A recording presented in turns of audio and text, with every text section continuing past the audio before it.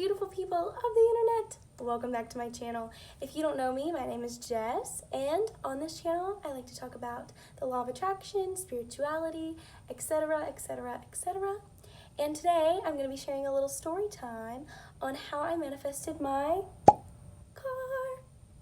So before I get started with the story, I just wanted to say thank you so much for clicking on this video, and if you like it, don't forget to give me a little like and subscribe if you're interested in more content like this. So without further ado, let's get into the story. So as a Scorpio, I have always been in touch with my natural psychic abilities, if that makes sense. I kind of fell out of touch with them as I got older and social conditioning and all those things, and I'm just now getting back into that realm and back into that in the past couple years. So anyways, ever since I can remember, I would manifest things, even though I didn't know the word for it. I would manifest things left and right. Like at school, I think one time I manifested finding Hannah Montana lip gloss, which is kind of disgusting, especially in the age of Corona. But look, I was in first grade, second grade, give me a break. But I would manifest little things like that without even knowing what manifestation is. And so as I got older, I actually learned about the actual law of attraction in my 9th grade English class. And I was like, that is so cool. So I went home, looked on my computer, typed up how to manifest, blah, blah, blah. And so I think I was, 15 at the time? And I was like, oh, cool, so I could manifest a car.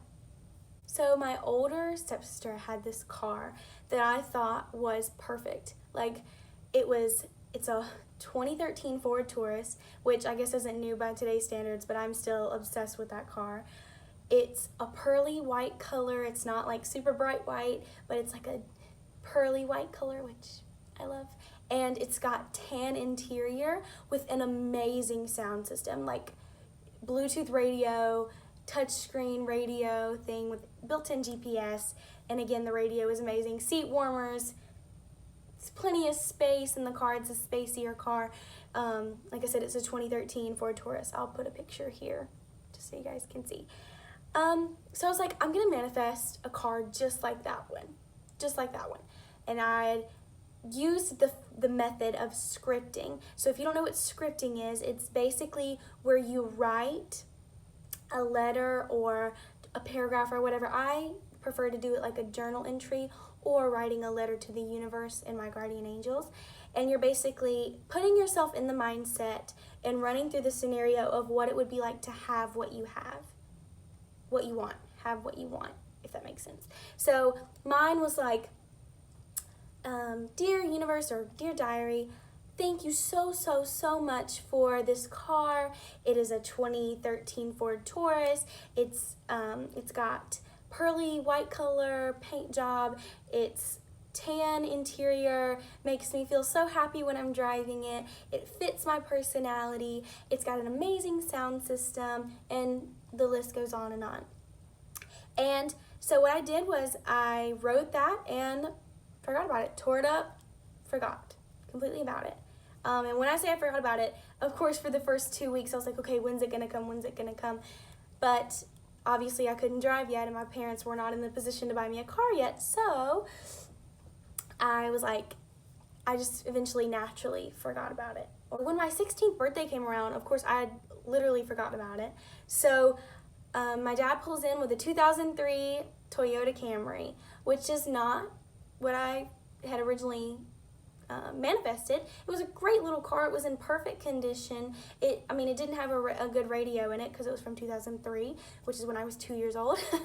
But it had no mechanical problems. It was perfectly fine. I was happy with it. I was grateful that I even had a car, grateful that my parents could even afford to get me something. So I drove it for a little while, and eventually I got into a really bad car accident. Thankfully, no one was hurt. It was me and my boyfriend at the time. We were in the vehicle, and thankfully no one was hurt, but I was T-boned at a red light, and it was a hit and run. So I got full refund back on what the car was worth, and then I got a Nissan Maxima, a red Nissan Maxima. Again, no radio, and it wasn't the best car. We didn't know it yet, but it had been in previous wrecks, and we've had problems out of it ever since. Hi, Pixie. Hey. Sorry, my dog's here. She wants loving. Anyways, so I drove the Nissan Maxima around for a little while. In the meantime of this, the summer before I left to go to the residential arts high school that I went to, I drove that Nissan Maxima around, but in that time, some stuff had gone on with my sister, which I'm not going to get into because that's her business, but there were some things that had happened, and so my parents were like, okay, we're going to get the car for now due to the circumstances. And so the car was given to my mom. So I was driving the Nissan Maxima. I moved down 4.5 hours away, driving that car down to my school and back for a few weekends.